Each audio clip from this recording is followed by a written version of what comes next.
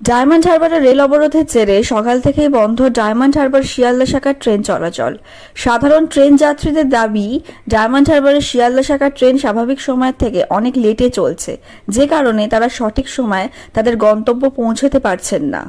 অসুবিধার সম্মুখীন হতে হচ্ছে, কখনো বা অফিসে লেট হয়ে যাচ্ছে, যে কারণে সকাল থেকেই ডায়মন্ড হারবারে রেল অবরোধ করে বিক্ষোভ দেখাতে থাকে সাধারণ ট্রেন